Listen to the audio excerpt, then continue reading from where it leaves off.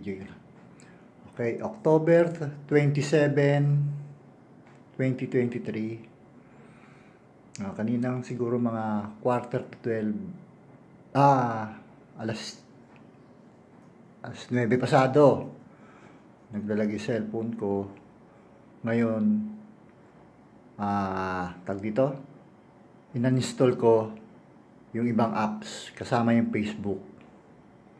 Ngayon, hindi ako nakapag-register kasi kailangan pala, nagte-text ako, hindi na nakalagay, not registered na yung SIM card ko. Tapos,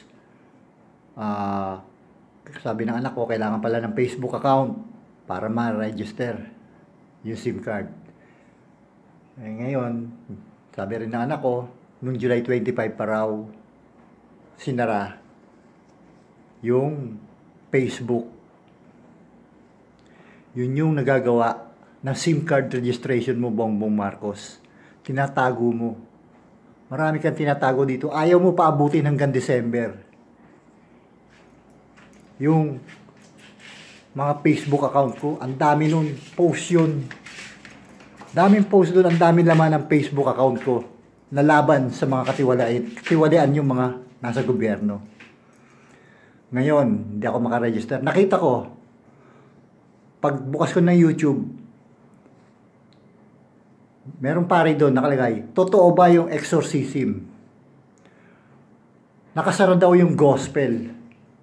Nakamaskara. Ano yun? Ibig sabihin, yung content ng SIM card ko na ginagawa nyong e-homily na kayong mga pare ang nakipagsabwatan sa mga Android developer para ako mismo mawala dyan sa application. Ako, yung buhay ko sinira dito. Meron akong pinapalabas pero kayong mga pare, anong ginawa nyo? Hinusgahan nyo kung ano yung pinaglalaban ko dito.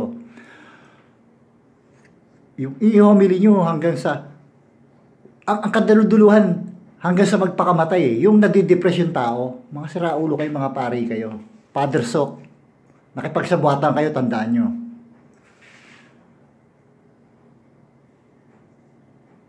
Baka kalabasan yan, ako yung pasimunulan lahat nito. Kayong mga gagong pare ang nagsimula niyan. Hindi ako nakipagsabuatan, kumakalaban ako mag-isa. Kayo, mga napakailamero lang kayo ha. Exorcism, ibig sabihin, lahat ng text messages ko napupunta saan? Sa database nyo, mga pare. At kung ano-anong version, nako-convert lahat yung messages ko. Yan yung pinagkakakitaan nyo ngayon sa social media. Sige, palabasin nyo. Yung exorcism na sinasabi mo, yung pare ngayon nandyan.